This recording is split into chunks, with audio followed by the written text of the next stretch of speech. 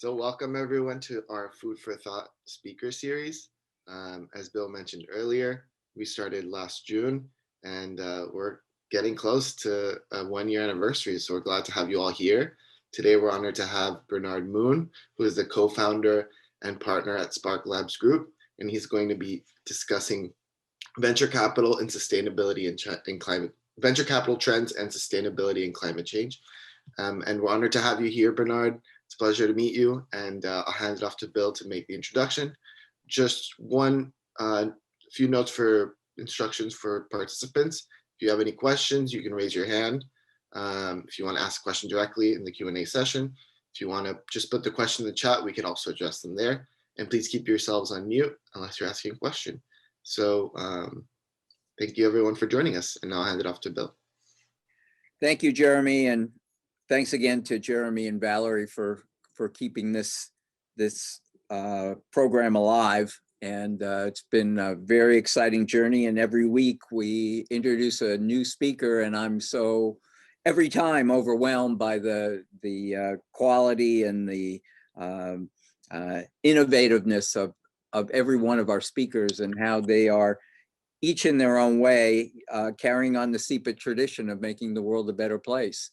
So it's my great pleasure to formally introduce Bernard Moon to everyone. I'm sure many of you on the call know who he is. He is first and foremost an EMPA graduate, and we're so proud of his achievements. He is, as Jeremy said, he's the co-founder and partner in Sparks Labs, which is a network of accelerators and venture capital funds. They have invested in over 300 companies in 6 continents over the last almost decade, since 2013. He was also the co-founder and CEO of VidQuick, which is a web conferencing and sales solution platform, managing director at the Lunsford Group, which is at a private investment firm with holdings in real estate, healthcare, and other industries. Co-founder and vice president of business development with Going On, a social media platform, which was, among other things, recognized by Business Week as part of their best of the web list. He's on the advisory board to Seoul National University's Graduate School of Data Sciences and Nanyang Technological University's Eco Labs. His companies, if you take a look at, you'll see today from his presentation, are some of the leading innovators in the space of fighting climate change and preserving our physical environment, innovating in all areas, including housing, which is near and dear to my heart. So I'm so proud to know Bernard. He's been kind enough to tap me to speak at some of his events. And again, we're so grateful to him for joining us today. So Bernard, it's your event. Please take over. Great, thanks, Bill, and hi to everyone. Let me just share the screen. Share.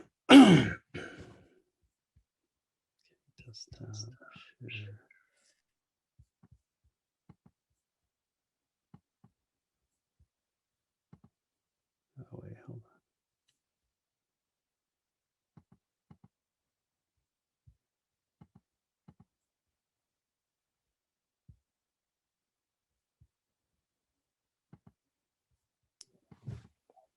Well, the screen is coming up. We do have a participant from Seoul, South Korea, so that's exciting.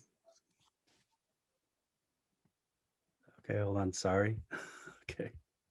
It's okay. It's probably our most sophisticated technology expert presenter.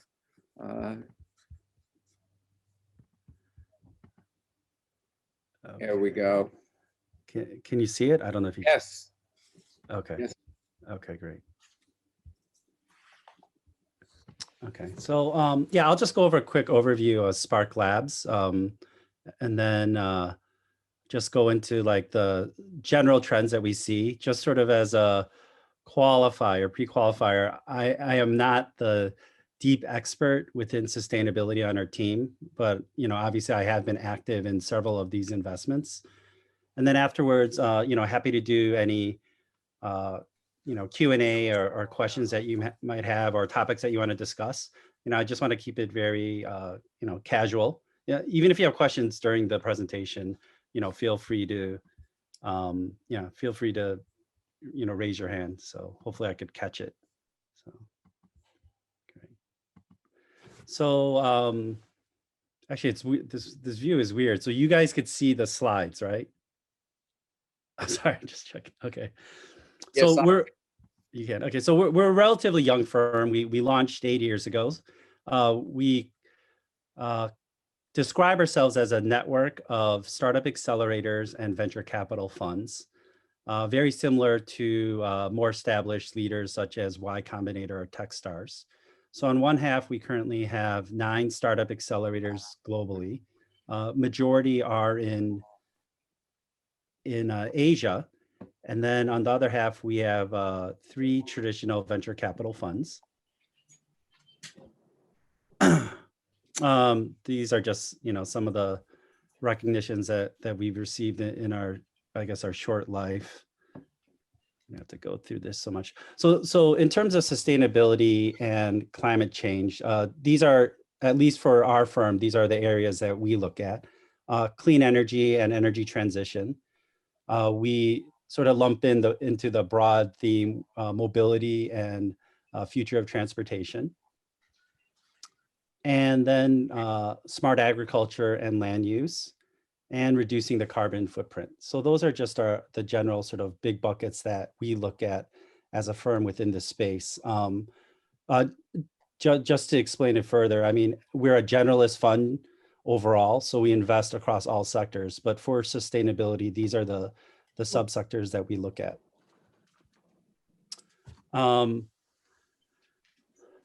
So this is definitely a trend that we've seen grow globally throughout the past years. I mean, at least in the US and just throughout the world, it was beyond beef and Impossible Foods that has been obviously paving the way for for this space. It was interesting because even a year ago, I did predict that as Beyond Beef and Impossible Foods made headways into all the national food chains, that we would reach at this tipping point, that it would be accepted by the mass market. And I believe that it's well on its way.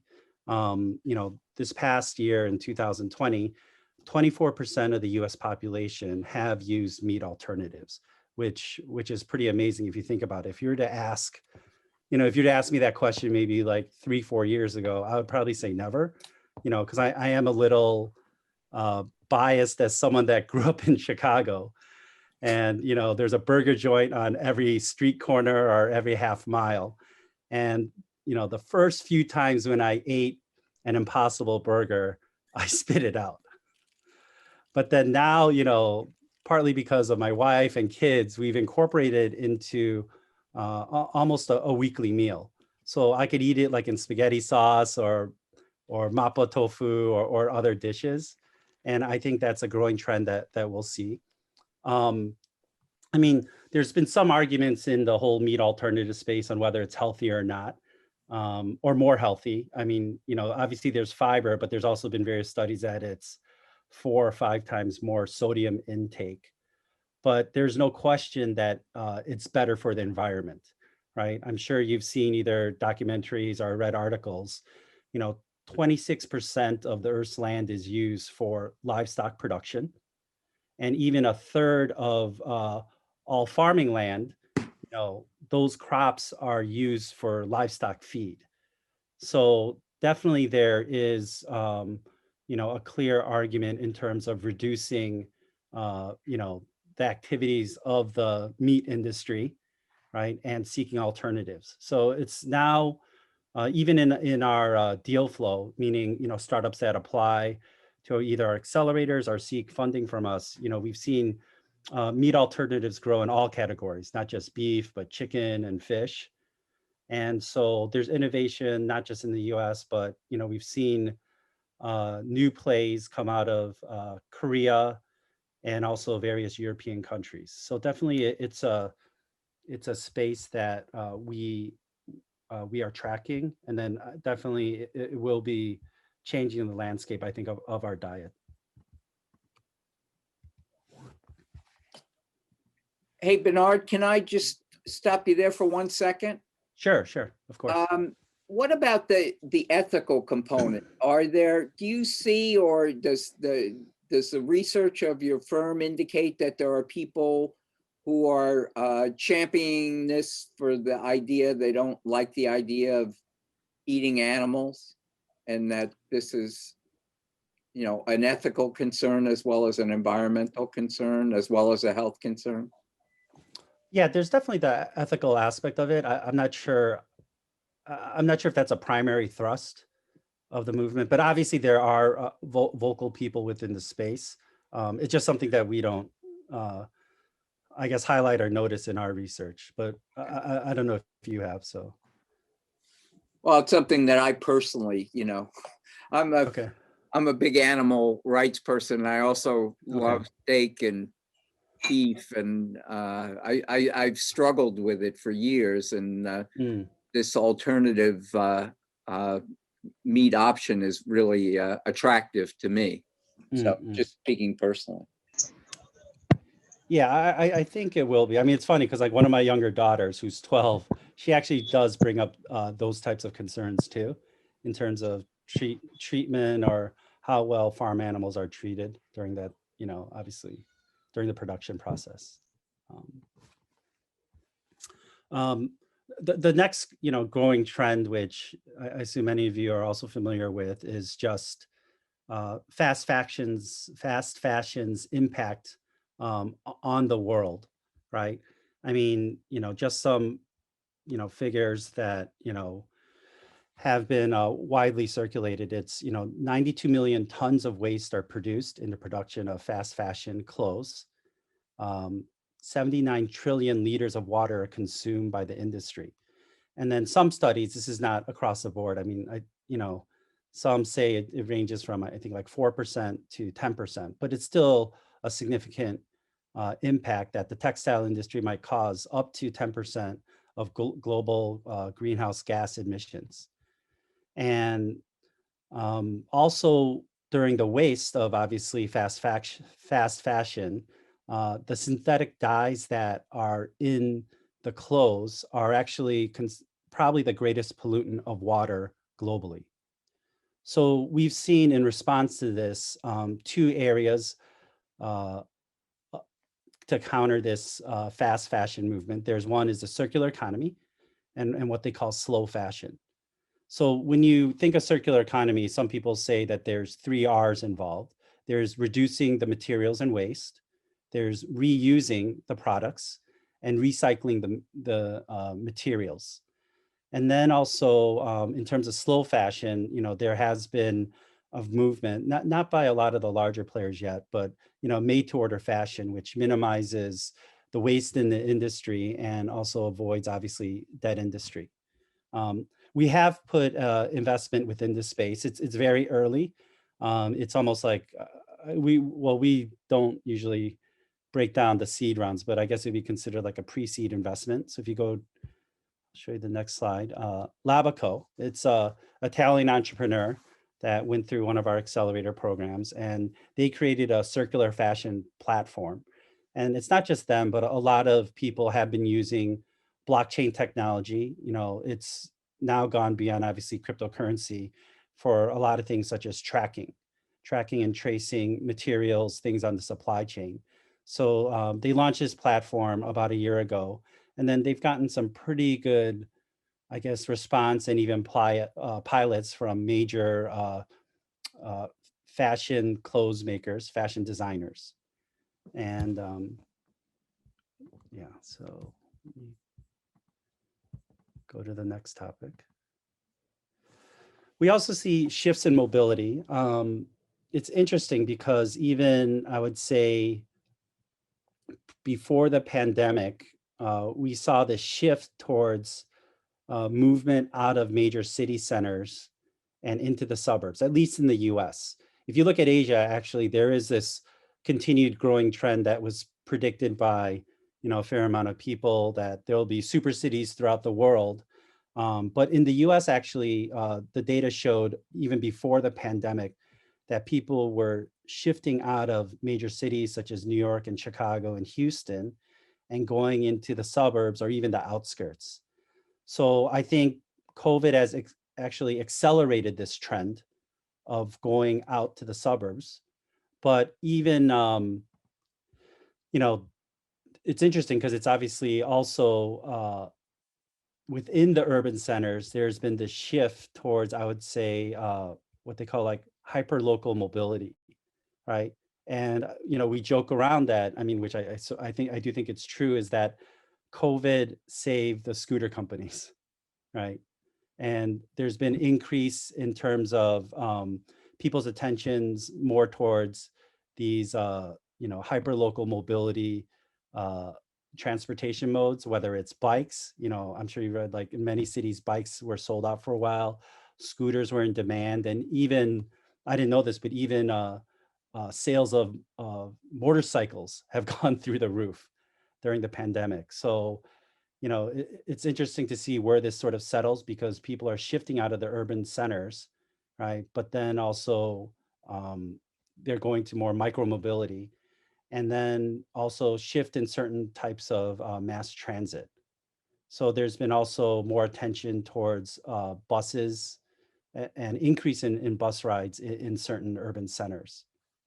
I think the question in this is whether, as some major companies such as Salesforce have stated that they're going to create a permanent work from home policy, whether that stays true or not.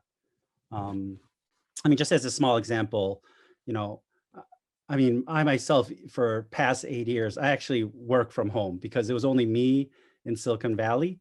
And then our team is distributed, and there's offices in Seoul and Taipei where they have more than 2 or 3 people. But we were just efficient, so we didn't need an office in Silicon Valley.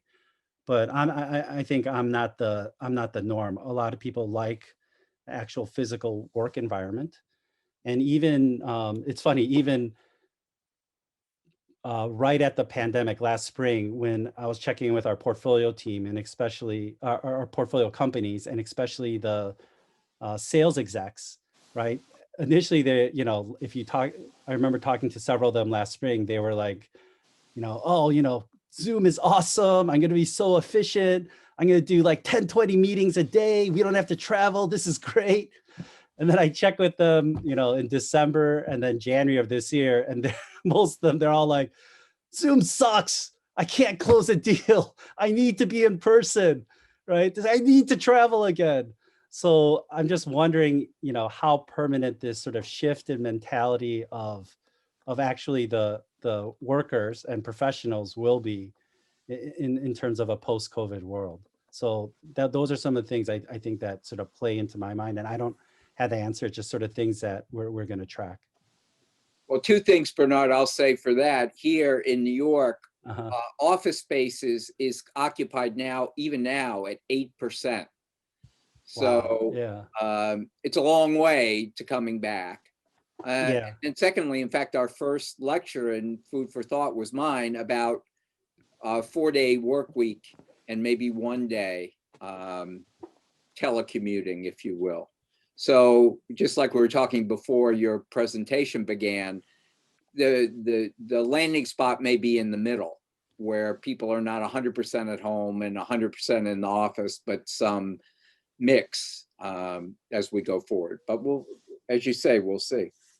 Yeah, I mean, I agree. And it might go to also even function too. Yeah. Right. Like sales, probably they want to meet, not in the office, but meet people in person. I think certain, even talking with some engineers and product people here in Silicon Valley, they prefer when they're in person. They feel like they're more productive and more creative. Yeah. And yeah, more creative meeting in person. But maybe other duties and roles, they don't actually need to. Yeah, and so then it could be this 4-day work week where they just come into the office like once a week or something. Yeah. Yeah.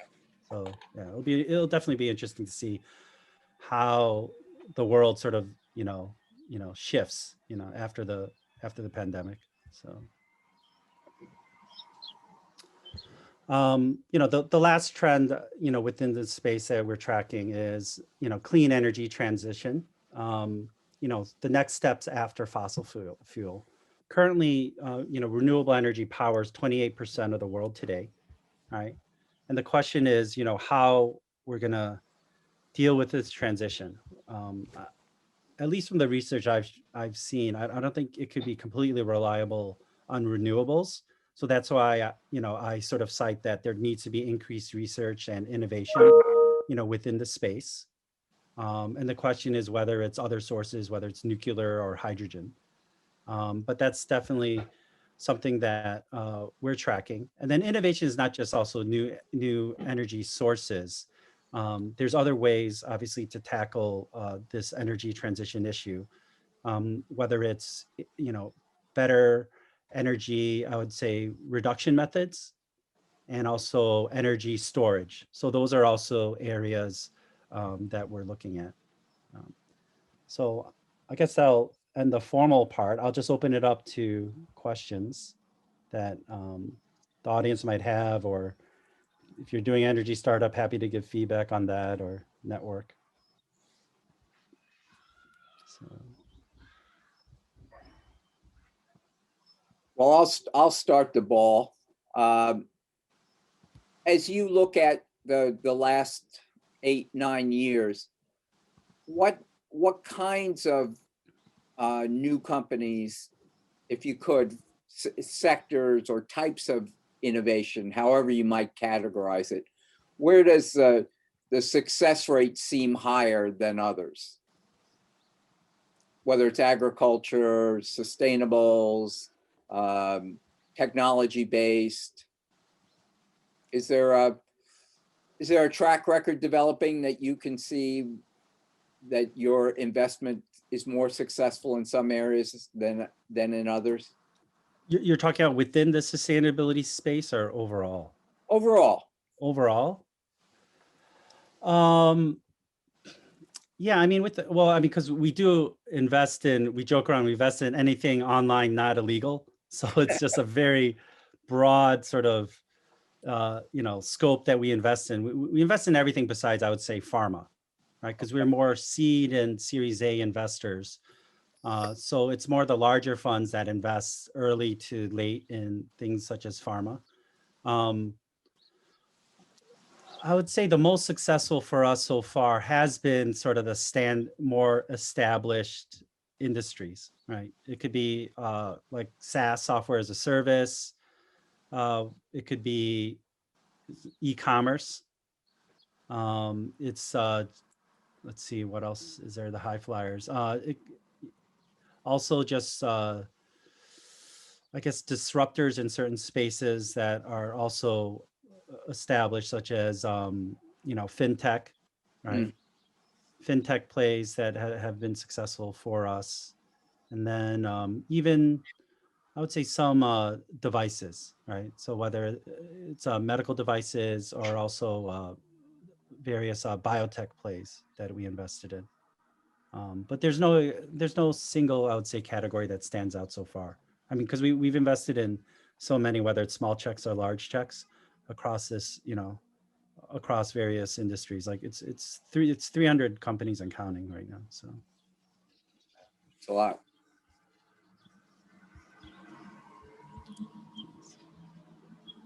Anyone have any other questions? There's the question in the chat from Irvis. Okay. Do you want to read it, Jeremy, or? Sure. Have you seen any trends on a certain part of the world being more interested in sustainability than others? I mean, I definitely, I would say it is the top, generalizing, it is more the top 30 OECD nations, right? In terms of innovations that we've seen, it is also those countries that are the most, I would say, most active. I mean, even the past 4 years under the Trump administration, obviously innovation has still occurred, and a lot of entrepreneurs have been active within this space in the US. So we do see it across the board. It's not, I would say not one country stands above the others at this stage. So it's just a global interest that concerns a lot of people. Mostly interested because one of the disadvantages of going green or going sustainable is increasing cost. Yeah. Having to start up again, so you will have more expenses. So, and with all of the political, economical power play that all the states are doing, I was just more interested if anybody is doing it to get more positioned, if I may say so, in the political arena. So that was why.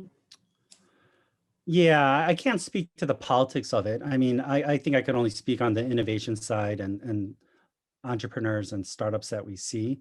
I think they're more cause driven than politically driven, but I would assume obviously there's, you know, politicians that might play that game. But I can't speak to it with any in-depth knowledge. So There's another question in the chat, a couple. Okay. Sophia, you want to jump in? Or Kathleen? Yeah, hi. Just had a question about like cryptocurrency and the sustainability angle. You hear different things from fintech versus what's being said from Chairman Yellen. So I'd like to get your thought on that. well, I mean, it's not anything to do with cryptocurrencies. It's what we've seen is just use of blockchain.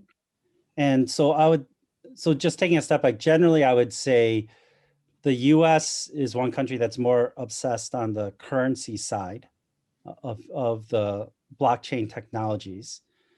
What we've seen in Asia is, such as Korea, which Korea actually is the leader in a lot of cryptocurrency activity. I think it's like #1 traded for Ethereum and I think 3 or 4 other altcoins. Volume wise, it's like top 3 or 4 in the world. But what's interesting is at least half the conversations aren't just about cryptocurrency. It's about the application of blockchain technology. And we invested in a company called Blocko, which is the leading enterprise blockchain company in South Korea. And so from investing in them and seeing their activities over the past several years, it's not just about currency, right?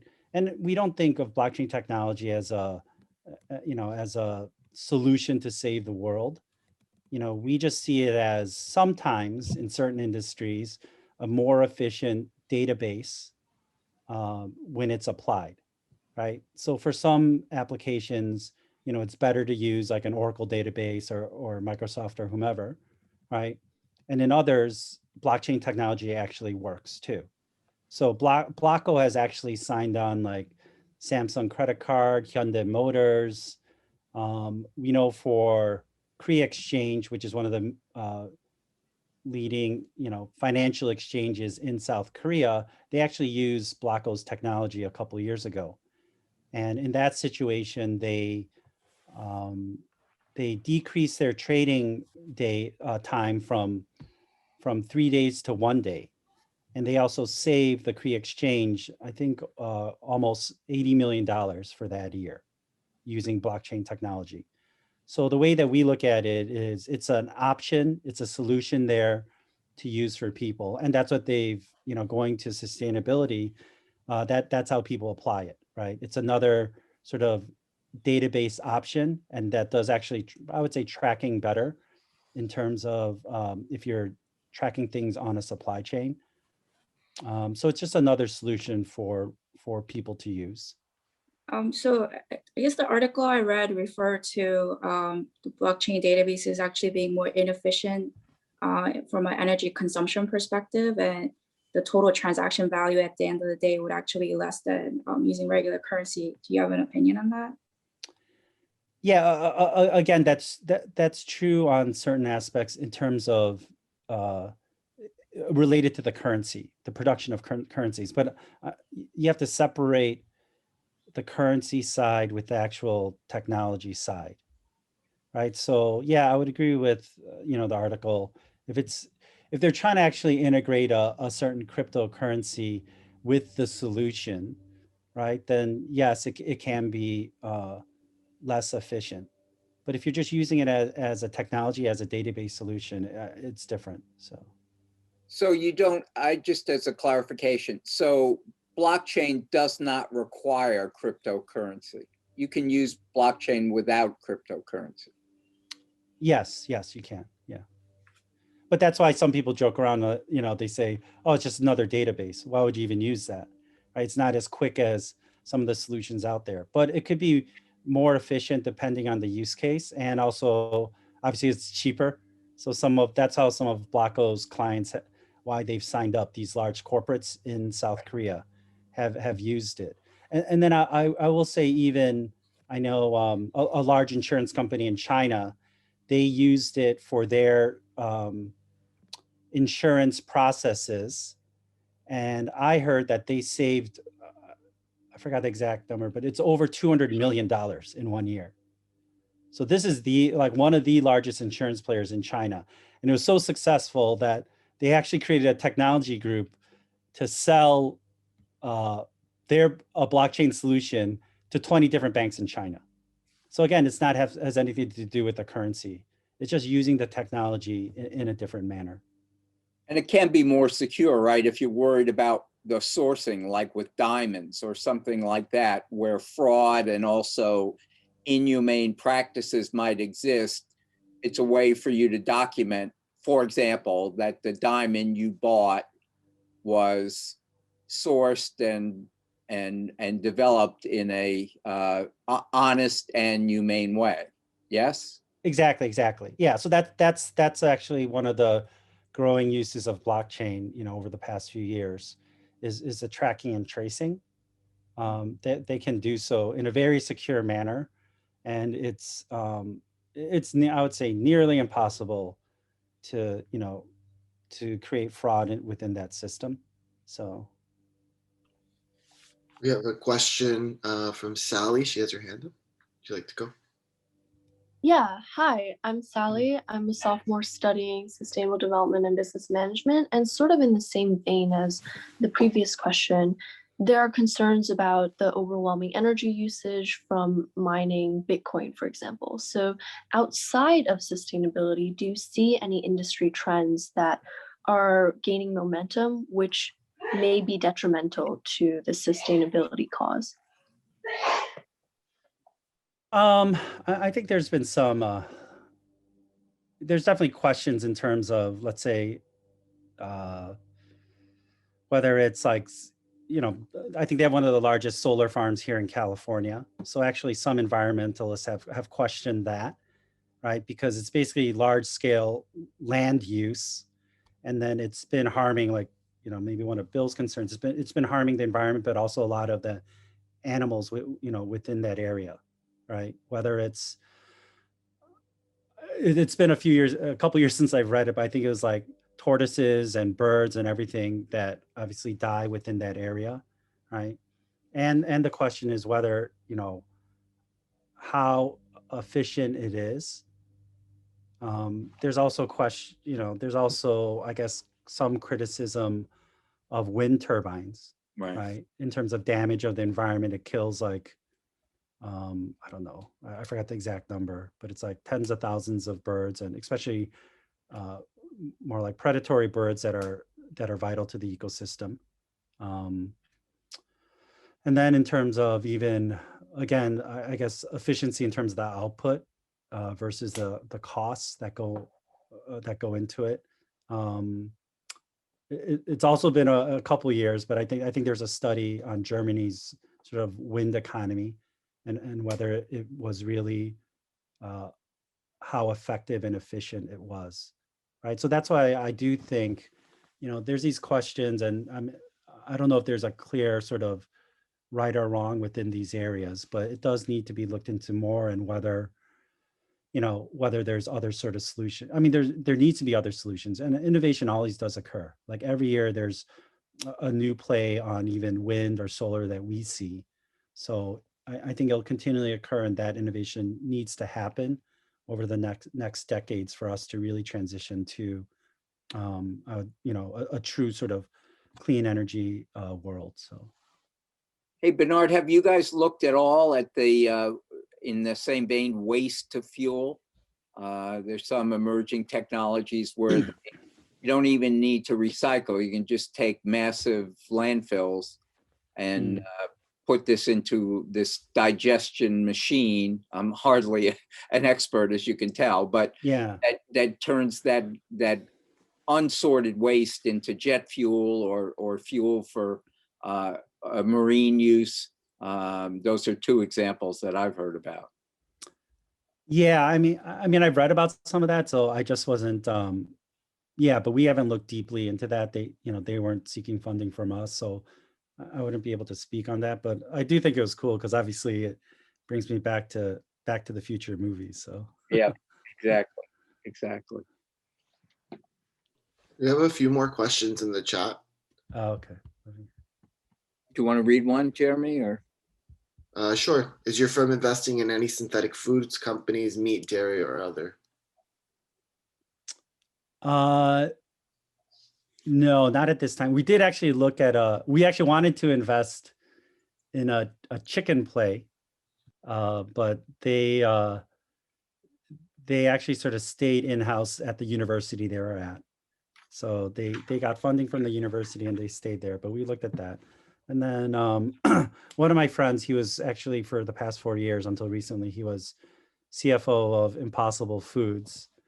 So we, I would say we knew them fairly well. We had one of their execs speak at our events, and then we actually had a banquet serving their meats at our event. So Great. We have a pretty substantial question. Do you see mass adoption of electrical generation with tokamak and closed nuclear cycle on fast neutron reactors? Both technologies on pre-commercialization MVP 2.0 stage and on track to be mainstream in the next 10 years. Do you see current green power at risk of being phased out once one or both of those energy source technologies become mainstream? I wouldn't be able to speak on that because I don't know about it from a technical viewpoint. I mean, you could email me and I could ask one of our advisors. I mean, I do know I mean, just personally, like a fusion reactor play, right? And there's different plays within the whole, I would say, nuclear space, that are evolving. So, but anyways, I wouldn't be able to speak to that. So you could email me, afterwards, and I could try to get an answer for you.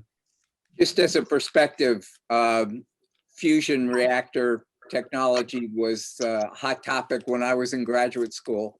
And I won't tell you how many decades ago that was, but I thought it sounded really cool then. I still think it sounds really cool, but given the amount of time that's passed since the discussions first started, I'm still somewhat, I take a wait and see on that one from my own perspective.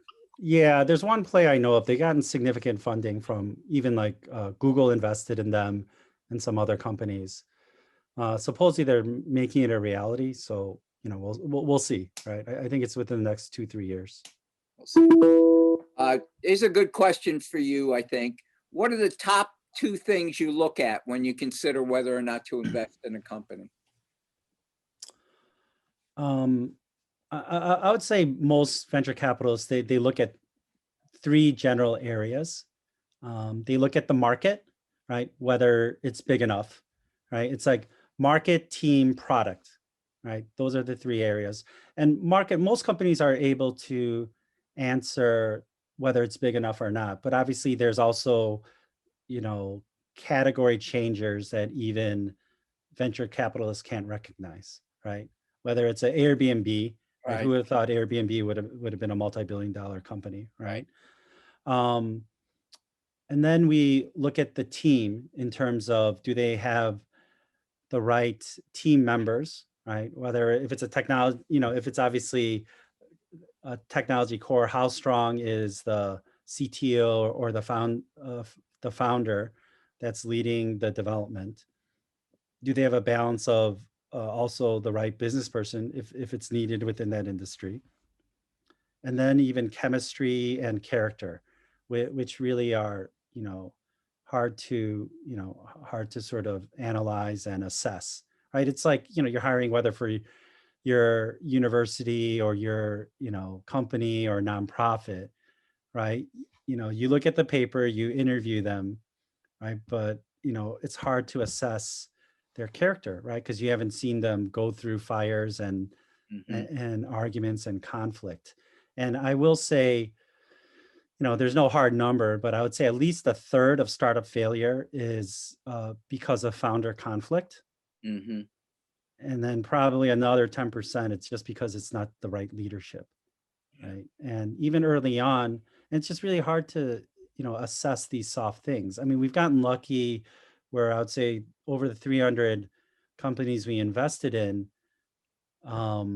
we've had one really, really problematic CEO that was like I would say it was like basically fraud and lying about everything, right? So we got lucky. It's like 1 out of like 300, but luckily it was also early on. So after that, we did actually more. We learned to do more reference checks and Right. try to assess, right? And when you're doing, especially our stage, if it's like very early in seed, sometimes you don't have time because these hot deals in Silicon Valley, they close in like 2-3 weeks. Yeah. So you're trying to assess, the person and the team, do they have the right character or not? And, some things get skipped over. But yeah, we try to go through that. I will say, even we also learned, even if we learned not to get enamored by the technology, what I call bright, shiny objects. Hmm. Because, also early on, luckily, in the life of our young firm, we got enamored by this one technology, like, this is awesome, this is great. And then CEO turned out to be so indecisive, going back and forth on strategy. It drove us crazy, right? So again, technology doesn't matter, right? And then it's team. And then the last part, I'm sorry, is the product, right? Which we assess whether, whether if it's a consumer play, would we use this every day, right? Or would this target age group use it every day, right? Or if it's an enterprise, how is it really going to change the company, change the market, change the world, right? But as very early investors like seed and Series A, especially seed, most companies go through at least one pivot, right? Or what they call like change in strategy or change their product. So then it really centers around the team, right? We try to assess it, but this is the softest area, right? It's like, are these the right leaders? Do they have the right amount of conviction, but not stubborn enough where they can't change their direction, right? Because that's the difficult balance. Because the worst case scenario is if you get, a CEO that's so stubborn that they'll just drive the company to the ground, right? They won't change even when there's like so many signals. So those are the 3 areas that we look at as early stage investors, right? It's market, team, product. That's great. You should write a book. So, Tejaswini, I think they had their, yeah. You wanna Yeah. ask a question right now? Hi, Bernard. Thank you for the presentation. I thought it was really insightful. Just a quick background on me. I am a recent graduate of the Sustainability Management Program at Columbia's School of Professional Studies. And I was a part of the Columbia IBM Blockchain Accelerator while I was at Columbia. So now, as a next step in my career, I'm kind of looking at the other side of the table to understand how investment decisions are made. I've got 3 questions. The first one is, I'm going to club all of them. I hope it's not too much. The first one is around risks and returns. for sustainability-based or sustainability-focused startups, and if you could speak a little about it relative to the conventional software-based startups or the other startups, because in the sustainability and climate change space, I think a lot of there is a recent surge of startups. There's not a lot of historical data to rely on, so it is definitely a risk for venture capital firms, I understand, to invest in sustainability focused companies. So besides the surge that I just mentioned, besides the demand for sustainable solutions, what are the other drivers that VCs look at that kind of offset that risk? And my second question is around the timeline of returns for sustainability focused startups, if there is any data on that you can share. And the third one is around ESG considerations. I know there's a lot of momentum around ESG considerations in the public space, and now it's picking up in the private market as well. Do you look at ESG as during the investment process or the due diligence process for not only sustainability focused startups, but also the other companies, given that you're a generalist VC firm and you invest in a lot of other types of companies as well? Sorry, I might have missed the very first part. You said risk of sustainability startups, and I'm sorry, what was before that? Yeah, the first one was around risks and returns for sustainability focused startups. And if you could, within that question, if you can speak a little to what the main drivers are for VCs to invest in sustainability focused startups. The second question was around the timeline. Again, if you can speak about that relative to the other companies that you're investing in, and timeline for returns. And the third one was ESG considerations while making investment decisions. Yeah, so I mean, as a firm, I mean, you know, most VCs, right? You know, the way that it's structured, we have LPs, which are limited partners that are investors in the funds. They could be institutions as pension funds, funds of funds. They could be family offices, or they could be high net worth individuals.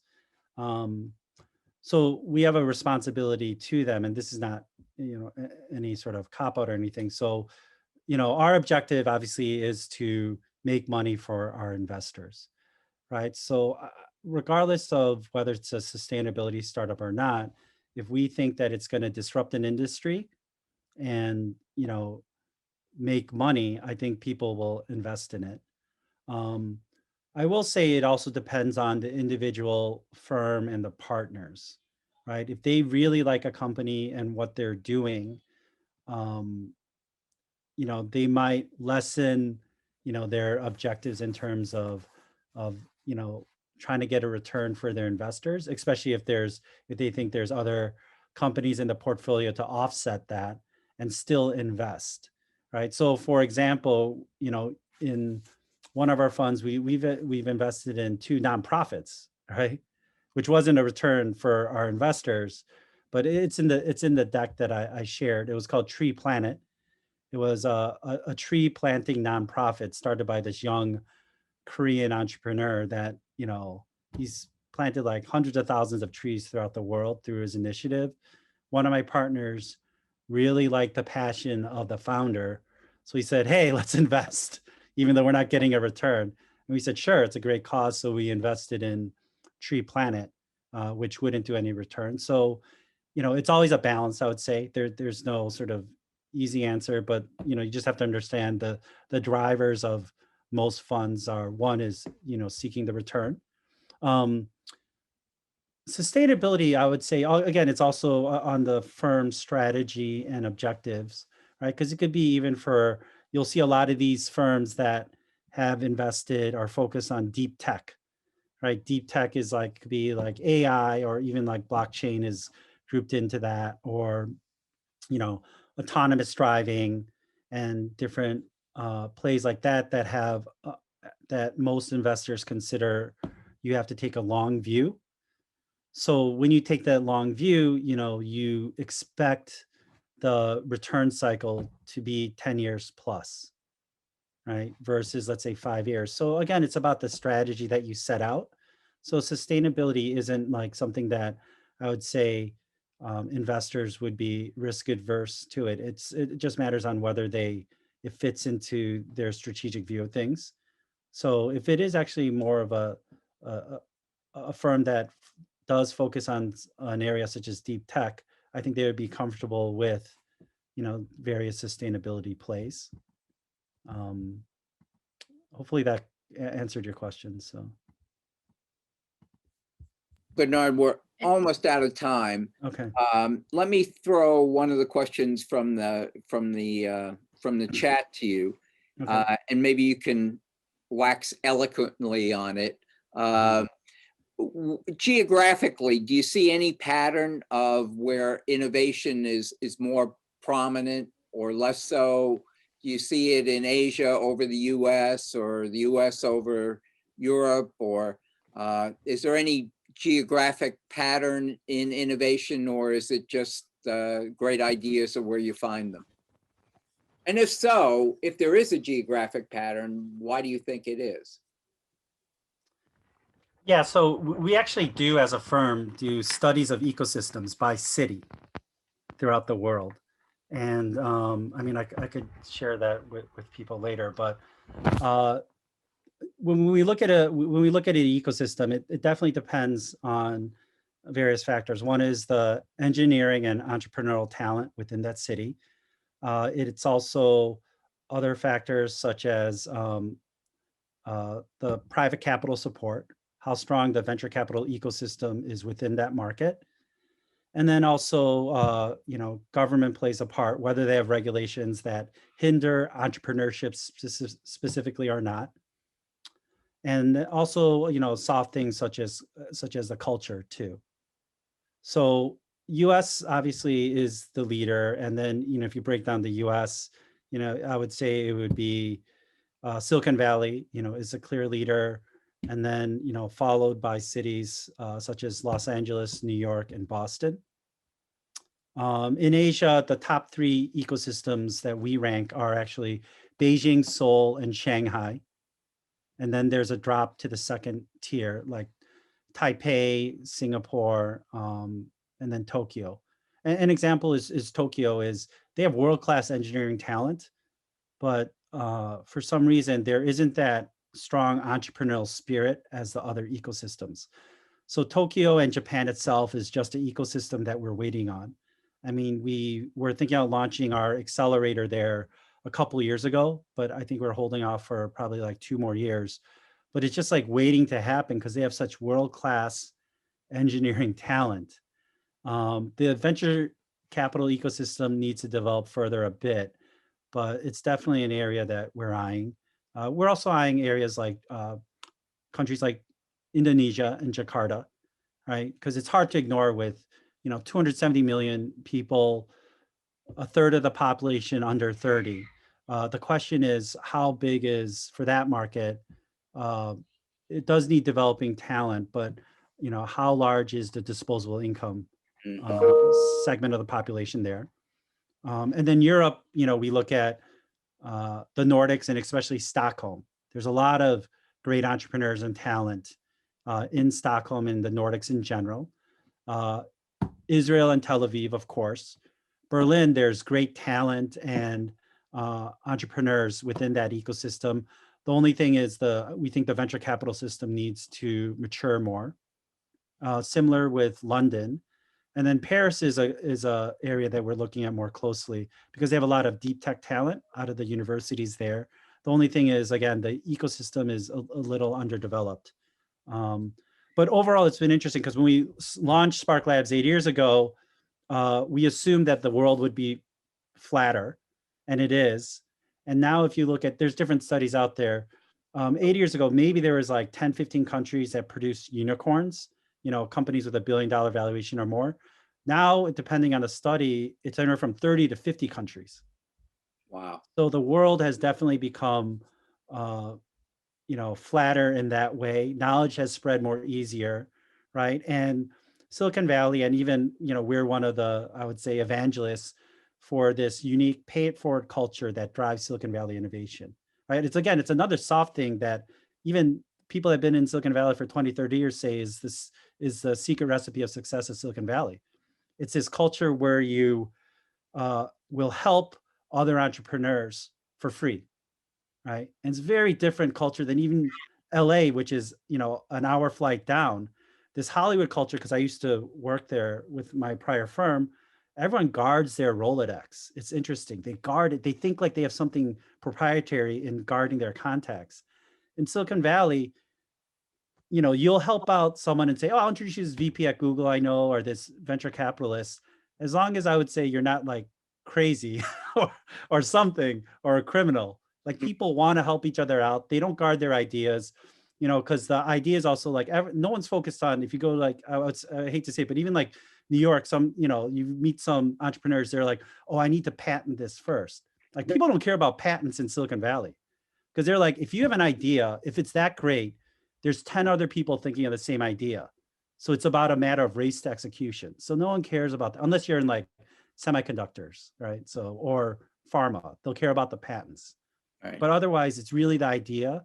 And then it's really the culture that's been driving Silicon Valley's success.